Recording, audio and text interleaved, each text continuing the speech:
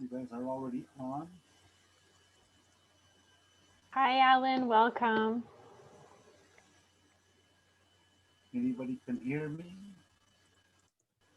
I can hear you, Alan. How are you today?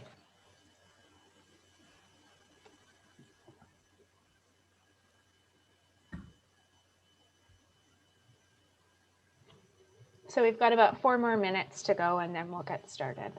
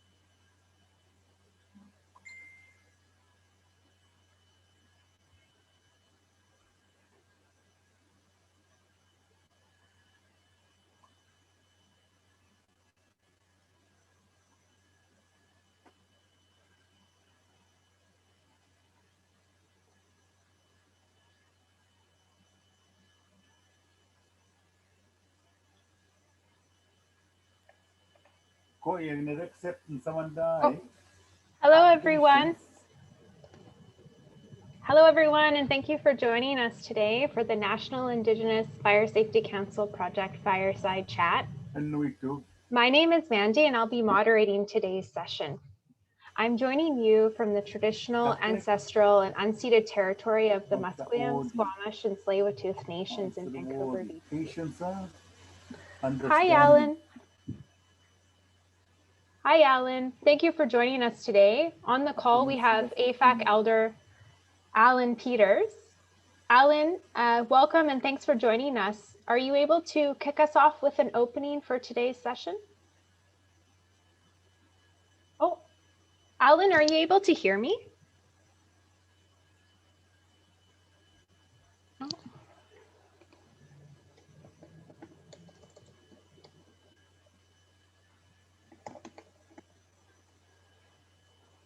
Hi, Alan. Can you hear me now?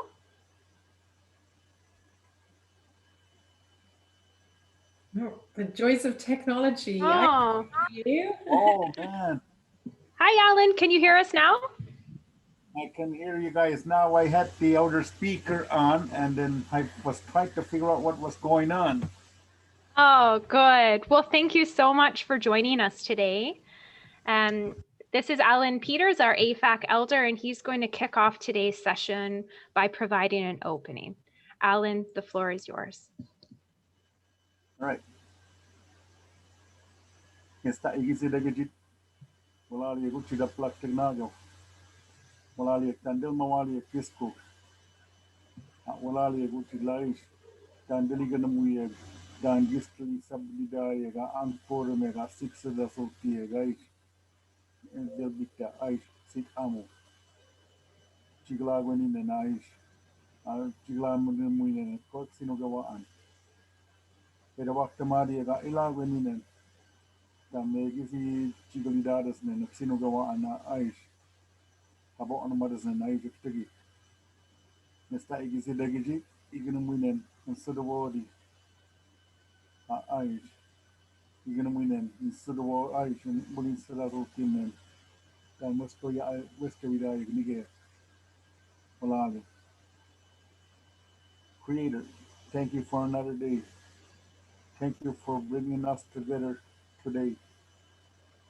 Thank you for the gift of technology so that we are able to meet and stay safe from this strong sickness. We ask that you help us and guide us so as we can help others. Creator, give us acceptance, patience, and understanding of each other. Thank you. All my relations. Aho. Thank you, Alan. We really appreciate you joining us today. Next, we'll be providing you all with a brief project update, followed by a live panel hosted by Emma Hull, the Director of Program Delivery, and Jeremy Parkin, our Director of Program Development. Followed by that, we'll have a live Q&A session where we'll answer your questions. At any time throughout today's session, this discussion or the presentation, you can send us a question through the chat function in the Zoom app. We also kindly ask that you mute your microphones during the presentation unless you're speaking so that we can limit any of the background noise. Thank you.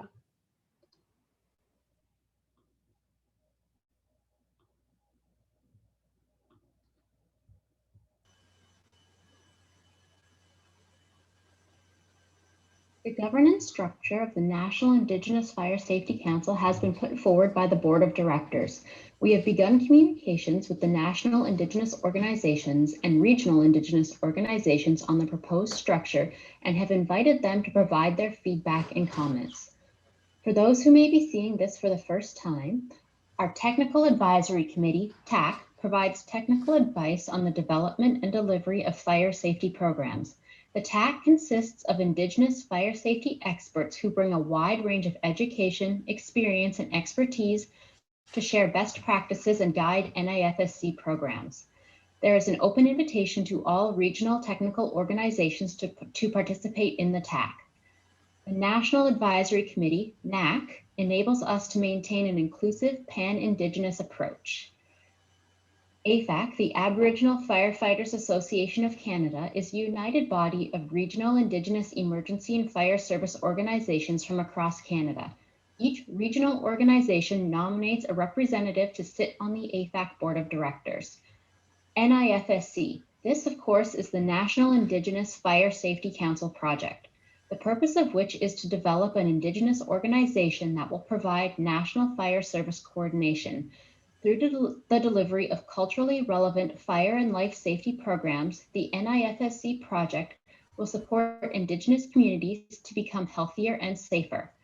IFMS is the delivery arm of the NIFSC project, responsible for the responsive and evolving delivery of programs and services.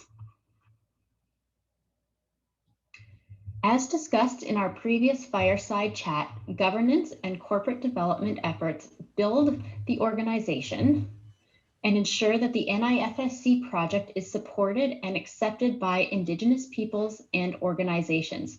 This work will establish the NIFSC as an independent, Indigenous-run organization that is mandated to improve fire safety for Indigenous peoples and communities across the country. Research ensures that our work is evidence-based and it enhances the mission of the organization. Indigenous Fire Marshal Office. The IFMS is the program delivery arm. Program development works with communities to identify and meet their individual needs to develop and test culturally appropriate programs, including in the areas of fire prevention, education, home safety assessments, train the trainers, governance training, fire department administration, and leadership training. Program delivery. Programs will be delivered by IFMS resources in 2 languages and through 3 different delivery mechanisms. The requirements of each program will dictate which delivery formats are available. The National Incident Reporting System is a method of capturing information on fire incidents. It allows us to identify trends and tailor our approach to fire prevention, training, and standards resources. It also informs the development of programs that will have the most impact based on the information obtained from the data. There is currently a significant gap in fire reporting in Indigenous communities. The goal of the NIRS is to address this gap. NIRS is a system that gathers, stores, and analyzes fire incident data from Indigenous communities. The NIRS will be used to review the types of fire incidents and identify areas of improvement in fire protection and support decision-making to ensure that Indigenous peoples are offered the same level of protection as others. The NIRS aims to reduce fire-related injuries, property damage, and loss of life by evaluating long-term trends and using those trends to change the way we address fire safety and fire prevention. When a fire incident happens, it represents a loss for a community. The loss of life and/or the loss of property is a serious and traumatic event for a community. The NIFSC can provide support during this time, including the potential to provide investigation support services. Further, entering these incidents in the NIRS can help to identify if there is any connection or correlation with other events. If enough communities report fire incidents, over time, this information will provide valuable insights into how we can approach and target the root causes of fires. It is anticipated that by addressing the source, providing training and education, we can prevent or reduce the severity of fires over time. This is a long-term approach and it will require continued efforts and cooperation from communities. Otherwise, it won't be. We've made the collection of data as easy as possible. The NIRS allows Indigenous communities to submit fire incidents in their communities through web or PDF form. Both forms are available on the NIFSC project website. The web form can be filled out and submitted online. The PDF form can be sent by email or printed and mailed. The reporting system is designed so that anyone, band office, chief and council, fire department, emergency personnel, insurance company, or community member can report an incident. And we also offer phone support for those needing some assistance when filling out and submitting the form. The more fire incident data we receive, the more information we will have on the existing fire and life safety gaps. This will direct the types of programs required to meet the specific needs of Indigenous peoples to help improve community safety. The benefits of collecting and analyzing fire incidents will only be realized if communities contribute their data by reporting past and present incidents. If we work together, we can create a real-world understanding of fire and life safety issues in Indigenous communities. This will require an ongoing commitment. The more reports we receive, the better we're able to identify trends and direct attention, awareness, research, and funding where it's needed most. Based on our initial research and professional expertise in the field, the IFMS is developing and delivering various programs aimed to improve community fire safety. Examples of programs available right now include community safety assessment, home safety assessment, emergency operations center training, policy and guideline training, effective governance for fire service administration, fire bylaw development. Given the current situation of the COVID pandemic, and in order to keep communities safe, these courses are currently being offered virtually. Our plan is to ultimately be doing deliveries and programs in person within the communities, and eagerly look forward to when we can come together for training and delivery of programs in person again. Programs are built on the needs of the Indigenous communities we work with. For example, home safety assessments. If a home safety assessment shows that homes don't have smoke alarms or carbon monoxide detectors, the next set of programs that we develop will be centered around smoke alarm installation and maintenance. It demonstrates why it's important. It shows the specific tangible areas where community fire safety is lacking and how it can be improved to save lives. It all fits together. The various programs come together like a puzzle to give the project a sense of what is happening on a national scale and concurrently what each community needs. Once there is an understanding of what a community needs, the project can in turn help highlight how we can best move forward within a community to help them make a fire safety plan. In turn, the IFMS learns from what's being discovered in these assessments to understand what are the areas of fire and life safety that are most in need in Indigenous communities. The project will create programs specific to the needs of the communities they serve, hiring and consulting with local, Indigenous, technical, and knowledgeable experts from the very same communities. Fire and life safety versus fire services. Fire and life safety is a community effort. It is the role and responsibility of the whole community. There are little things that everyone can do to build community safety together. Fire services is the dedicated group of community members who step up to help with emergency response. It is important to get fire departments and community leadership on the same page as to how they can work together effectively to fill out their fire safety, fire prevention, and fire training plans to effectively plan for the fire and life safety of their community. It is extremely helpful when as many people within the community have a basic understanding of the tenets of fire safety and a collective understanding of the processes involved in creating a fire safe community. We want to work with you to help you create a tailored program specific to your community.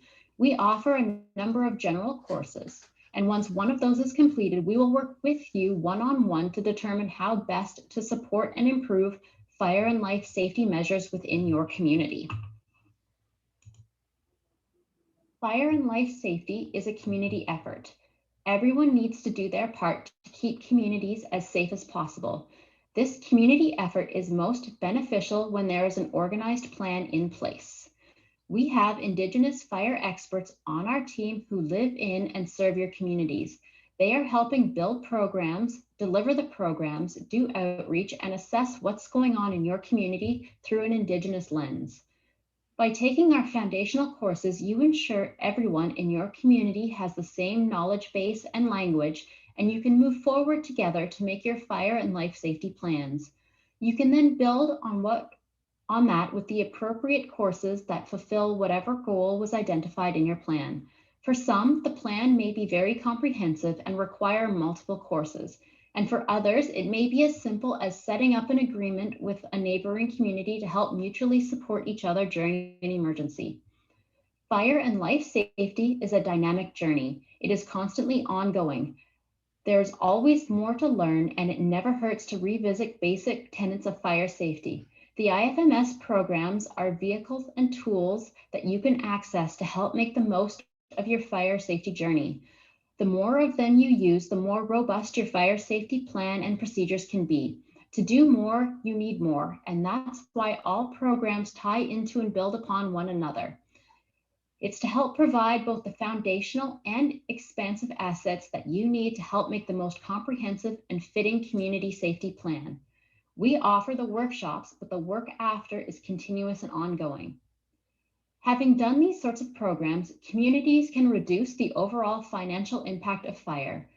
Better fire and life safety means potentially less fire damage when they do occur. You see, there's a need for fire safety in your community. You do the assessments like HSAs and CSAs, get the results and celebrate what's going well in the community and notice what could change.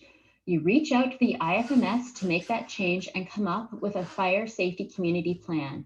Your community becomes a safer place and less lives are lost due to fire.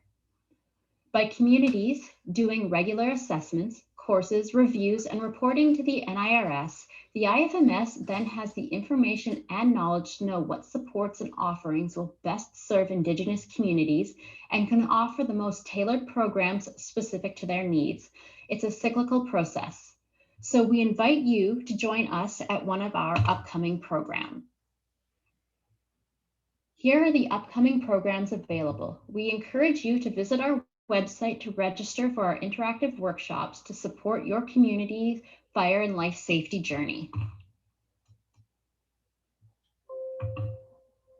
Our success is based on us working together. We want to hear from you.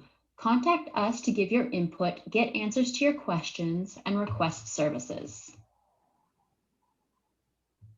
We'll now hand over to Emma and Jeremy for a question and answer session. To ask a question, simply send a message through.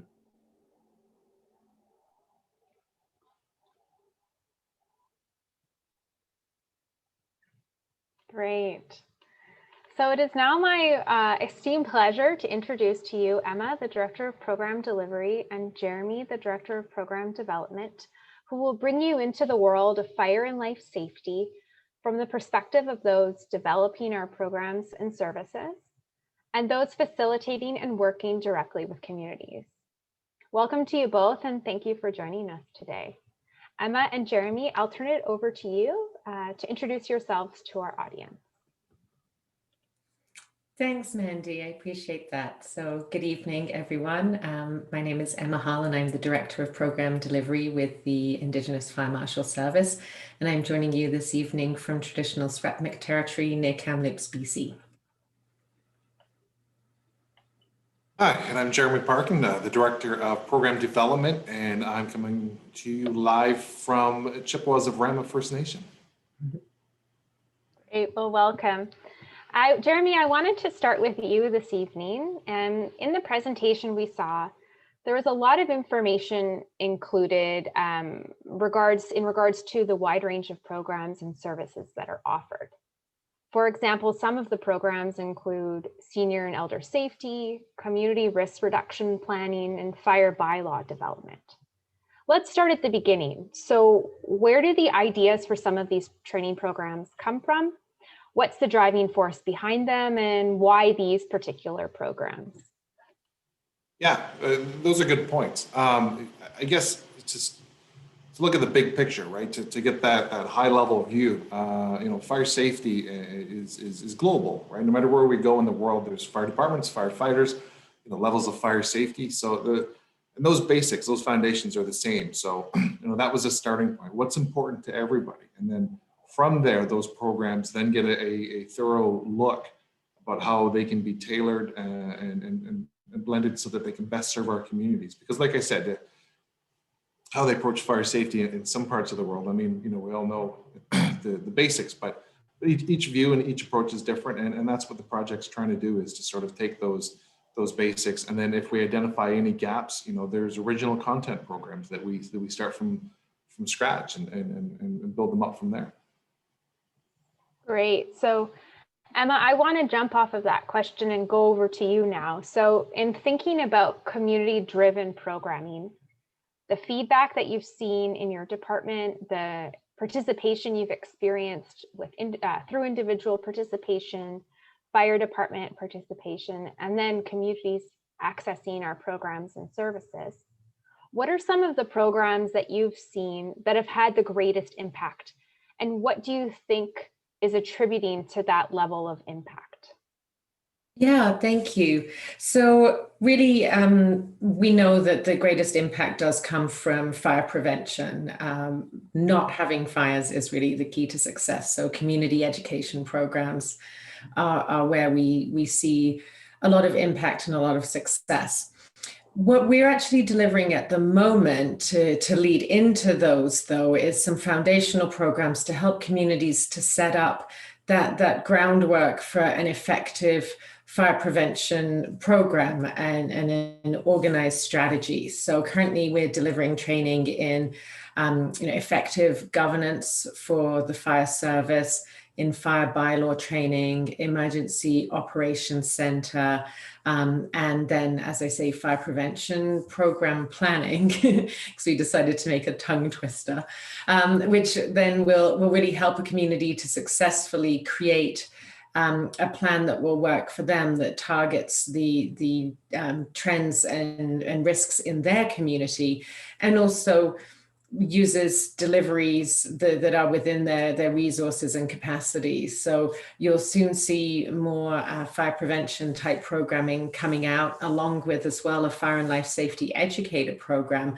so that you can build from your fire prevention planning to actually design a full-blown fire prevention and fire life safety education program in your community. And you don't need to have a fire department to do that. You can have a community champion take that on as well. That's great. So if people have maybe seen our website, they've now maybe attended this session, what's next? Where should they go? What should they do? How should they approach gaining access to some of those programs you just spoke to? Absolutely. So if you go to our website, indigenousfiresafety.ca, and then click on events, that's how you can sign up for any of our online workshops that are taking place at the moment. And then if you want to engage with our program delivery specialists, the best thing is to send an email to our info@indigenousfiresafety.ca, and that'll get redirected to the appropriate program delivery specialist who's looking after your area. You can also call the toll-free number on our website, and you'll get connected with someone that way too, whichever you prefer. And then once you're connected with a program delivery specialist, they can work with you to identify which programs and services are best suited for your community. And typically we'll start out by conducting some assessments to get a baseline picture of what capacity you have, what risks you have, and then build from that to come up with a customized plan for you. That's great. Thank you. So Jeremy, I want to turn back to you, and I want to kind of take our audience into sort of a behind the scenes tour. So can you share some of the tidbits from the program development area? Who's involved in this work? What's happening behind the scenes? What are these folks' backgrounds, and who are developing these programs and services?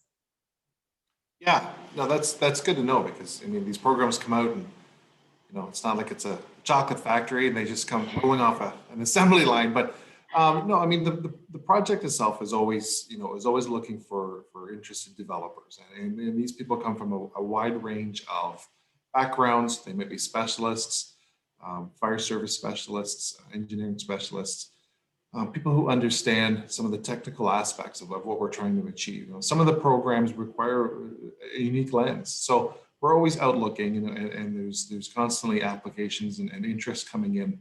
So when we find a developer who's a good match for some of the programs, we work with them, through myself and the team that we have, and we review program scopes, like what the goal is of the program is, what it's going to do, who it's going to serve, target audience, all those key factors, so that as we build it, I mean, whether it's one of those original content programs or whether it's finding a way to take some of the third party content we have, through our great partners like with NFPA and NFPA Canada, it's taking those and again, looking at the communities. We have communities that are doing well when it comes to fire safety, and we want to make sure our programs can help them, move another step forward. We also have some communities that they need a little more help, and then we have, to be honest, we have some at risk. So it's how can these programs meet everybody's needs. So, you know, there's a real good look at them when we develop them, and how they're structured and how they're built, so that they're both, you know, collapsible and expandable all at the same time. So yeah, so like I said, we always have people in and out helping with the programs, specialists, subject matter experts. It's been really good. I think right now we have 8 developers working on about 14 programs. Oh, that's great. So can you speak a little bit to the validation process and the testing process, both internally within your team and then also externally? Okay, what is the process and who's involved with that process? Yeah, no, that's good, because, you know, we set those things up. We built those up early on, and right now what we're working with is about a 3-step process. I mean, it starts off, you know, as the program drafts and the edits go through. You know, I work with the developers, and I have a coordinator who works with them to make sure. And then once we're satisfied that all the content is met, all the other developers come together. We meet about once a week, and we have a peer review session, and we bring forth, you know, a few programs that are complete, and we review them. The developer presents them amongst his peers, and we have a good discussion about it, right? Is there any other content we've missed? Is there anything that somebody within the panel knows of from their experience or their region? We've noticed regional discrepancies too, that we have to add, you know, to make sure that when it gets to that region. So the subject matter experts review it. And then once it's done, we tidy it up. We have a great team that you know, prepares the programs and makes them you know, professional and neat. And we work with some partner communities who are stakeholder communities, you know, the communities we intend to serve. It goes off to them to say, you know, how does this look? You know, could you apply this within your community? Does it make sense? Is it usable, right? And we don't want to give anybody something that makes sense to a bunch of subject matter experts, but not to the general population. So we work with them, we get their comments if there's any concerns. And then finally, we take it to our technical advisory committee. And that's a group of regional stakeholders that represent the different areas. So from them, we take it to them and say, okay, you know what, subject matter experts have agreed, the content's great. Our external testing groups, you know, understand the format and the structure, it's usable. And we're going to present it to you for one last say that as the large group, is there anything that you would like to see included and or removed from the program? So they get a final say from the big picture. So it starts, you know, internally, steps out a bit, and then it goes to a national group. So from there, you know, it's done really, really well. You know, we've picked up some things, and that's how the program. Then once that's all done, I get to put a little bow on it and hand it over to delivery and say, here's your programs. And then, but we also know that we're going to get that two-way feedback, and the delivery may come back and say, hey, you know what, this isn't working. Can you guys tweak it a little, or you know, can you add this and add that? So, I mean, aside from a what I would say is a thorough testing strategy, it's also, you know, ongoing. Yeah, absolutely. Thank you, Jeremy. And your team does do a great job of delivering us a really great looking product to start delivering. And then within delivery, we do have, after you participate in any of our workshops, you'll receive a survey. So we gather information from, you know, the participants' perspective about the event, so that we can track that and feed that back. And then, of course, the instructors themselves provide feedback too on how usable the materials were in the context of the different class sizes that they were using. So we use all of that information as well to help us tweak those deliveries. Yeah, that's great to know, because I'm sure there's some folks on the call today who maybe weren't aware of all of those steps and those layers and really the work and effort that goes into packaging something like this. Jeremy, you mentioned NFPA, and so I just wanted to loop back to that, and just if you can elaborate on how that partnership has been set up, or how it works, and if the projects are in line with the NFPA standards. Yeah, for sure. Well, I mean, obviously NFPA, you know, not just being a North American standard setting, but I mean, they're quite international. So at any point, you know, and they're big to the fire. So if it's at any point there's an opportunity to tie in an NFPA standard, you know, we always do, right? And it's always reinforced to the development team. You know, make sure you're working within the standards, you're referencing proper standards, and that you're not missing any. And that's usually where peer review helps out. We've noticed that there's been a few more, don't forget the standard reference is a small part of what you're doing, but it is important to include. So we have great partnerships with NFPA, especially NFPA Canada, on their public education side. We work well with them. They have great content that's out there already. So, we're accessing that and making sure that we can take that and get it to the communities, in a friendly and usable manner. Make sure that if there's, most times it's pretty straightforward. But if at any point we sort of need to prepare, some manuals for our delivery specialists, because some of our developers have found other resources within some of the NFPA stuff. So they brought in they've expanded the program. So we want to make sure that things like that. I mean, we have some other third-party stuff too, some great stuff from the British Columbia Office of the Fire Commissioner. So some of our third-party partners have been really supportive of the program. That's great to hear. Emma, I'm going to shift over to you and just change the conversation a little bit. I'm sure that COVID is on top of everyone's mind. So I wanted to ask you if you could provide our audience with a little bit of insight into how programs have evolved over the past year, how delivery mechanisms may have changed given the restrictions we all now live within, and how this has sort of impacted the organization. Yes, definitely. As we enter year 2, we're recognizing that this is not a short-term situation. So we have shifted very much to a virtual platform. Our long-term goal really is to be out in communities delivering services in person. But we recognize that that's not viable at the moment in the majority of cases. AFAC has a COVID safety plan that we all adhere to, and essentially that directs us to adhere to the most stringent recommendations that are in place, and then also honor the needs and wishes of the community or the individual that we're dealing with. So the 3 assessments that we're performing at the moment are community fire safety assessments, fire department assessments, and home safety assessments. And currently I have a team of program delivery specialists reaching out to communities to conduct these assessments. And certainly that's been challenging because many band offices are closed, and so it's difficult to get a hold of people. But then also there is a reluctance to participate because COVID is so overwhelming and pressing for all of us. But we do know that because everyone has been at home for a year now, and all the occupants are in homes, there's a huge load on the infrastructure, particularly when we look at domestic, at homes. And so it really is important to keep a focus on fire and life safety so that we can identify and address any trends that are emerging so that then we can prevent a fire from occurring.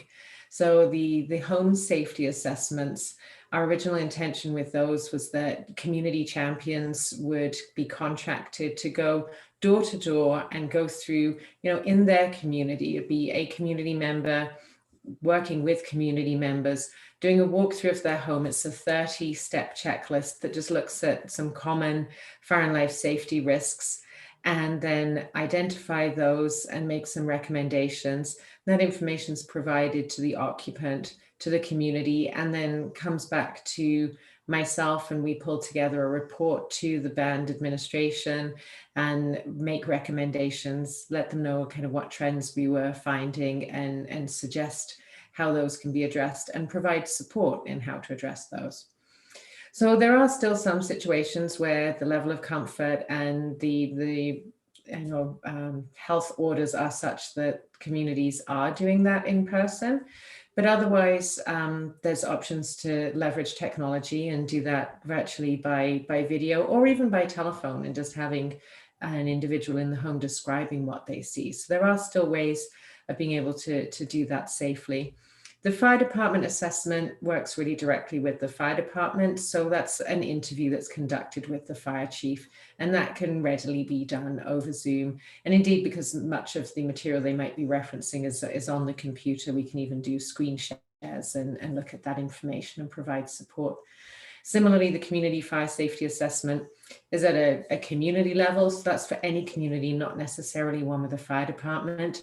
And we'll conduct that as an interview, either by telephone or by Zoom or in person, if that works for everyone involved, and getting a bigger picture of the risks, the demographics, and more broader factors. And all of those reports, we take that information, pull it together, make recommendations to the community, and then have a program delivery specialist work with your community to address the risks and trends that are being identified. So although COVID is making things more of a challenge, we're doing our best to overcome that and working with communities to respect what their level of comfort is, but to still help them address these important fire and life safety issues. Well, that's great, and thank you for providing that insight, because I'm sure with everyone's still thinking in terms of COVID and how that might work in this type of situation. So we only have maybe 8 more minutes for today's webinar. So I wanted to turn and address some of the questions from the audience that have come in. And this question we've received at every single one of our firesides through this round. So I think it's definitely one that people are thinking about. And so I look to both of you to respond in your own ways, but how would you recommend educating children and those most vulnerable within the community about fire and life safety? Do you have any specific programs and services available to help community, and how can the whole community come together? Yeah, I'll create a quick little segue for Emma, because she'll talk about the delivery side. But from a development side, I mean, a lot of what we do is building the pieces that Emma and her team can go out and deliver in different ways, in a different sequence. Like everything from like owning a fire truck is one thing, but to get it, to maintain it, to use it. But when it comes to public education, I mean, Emma talked about that, from the programs we're bringing forward, like the public fire and life safety educator, to the prevention program planning, right? And then everything that goes into that. I mean, we also have identified a lot of what we call target audience programs. So everything from close before you doze. We have youth specific, everything from fire setting intervention to school-based programs that can be delivered as part of a school curriculum, to all the way up to some of our other at-risk communities for seniors. That's one of the great NFPA programs we're working with too. So our side of the thing is to make sure that all the potential gaps are addressed, and then when they're all done, that's when it goes to Emma and her team, and they can sort of take from here about how to sort of put all that together. Yes, sorry, just finding my mute there. Definitely, we have, I think there's 19 community education programs, and as Jeremy says, they really do range for a variety of age groups and also context. So we recognize that targeting youth and targeting elders are really critical. Elders, frequently are forgotten, and we need to remember that they are vulnerable and do have different communication needs perhaps, and different challenges than the rest of the community. And so that's why we have programs that we're delivering specifically to them. Children is a great target market.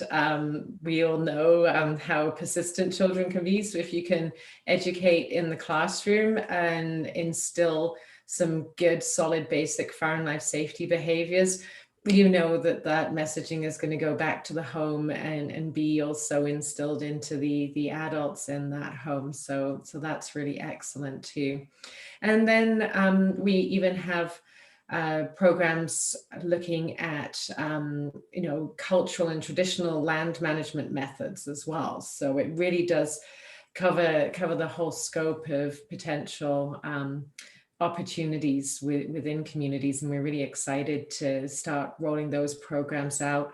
We'll be, as I mentioned earlier, initially doing our fire prevention program planning and our fire and life safety educator courses, so that instead of just providing a variety of different courses, we're actually providing communities with the capacity to develop a sustainable plan that addresses their needs. Great, thank you for that. Another question we received is a two-part. Do you have any specific eligibility criteria for participation, and is there a cost associated with participation? So Emma, yeah, I'll look to you for this one. So there is no cost associated with participation. And to participate in any of our online workshops, we really do believe that the more people that have knowledge, the better. So if you are, a community member, you're perhaps work with an agency that's associated with, in some way, supporting an Indigenous community, anyone that can be part of the puzzle of changing the picture of fire and life safety outcomes can absolutely participate in our online workshops. Our delivery services in community and performing assessments are somewhat more restricted because obviously doing a web-based scenario is different than coming out into community. And our funding is limited to providing services on reserve at the moment, but we are working with our partners at Indigenous Services Canada to overcome those barriers so that we can provide services to all Indigenous communities across Canada. Perfect. Thanks for providing that clarity. I think that was probably more than one person had that question on their mind. So we're nearing the end of today's session. So if at any point you asked a question and we were unable to answer it today, we are going to be posting all of the questions from all 3 webinars on our Facebook page. So we invite you to check out Facebook, and we'll post the questions there along with the responses.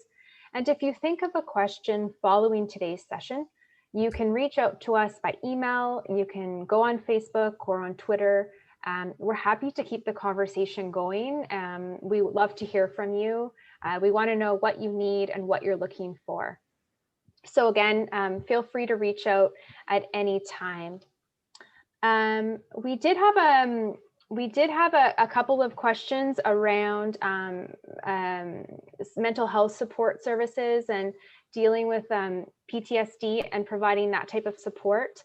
And that has come up at a few of the sessions. So we'll certainly address that following today's webinar and make sure that, that we provide you a response. So not to worry there. And as a final note, we just want to thank everyone on behalf of the IFMS and the NIFSC project. Thank you very much for taking time out of your days and out of your lives to join us here today. And we hope to see you again soon at the next Fireside Chat. So take care, everyone, and stay safe. Thank you so much. Thanks.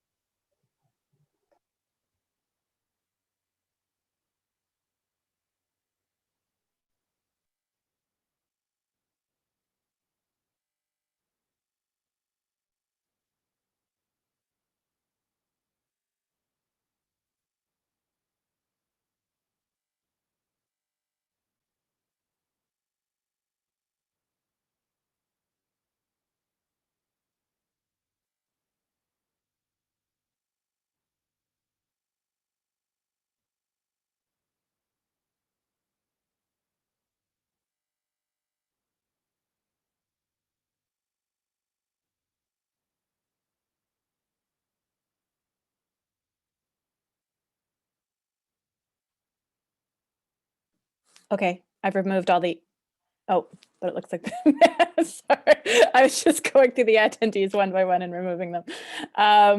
Okay, Mandy and Dana are in the other room, so we'll just hop on there. Yeah.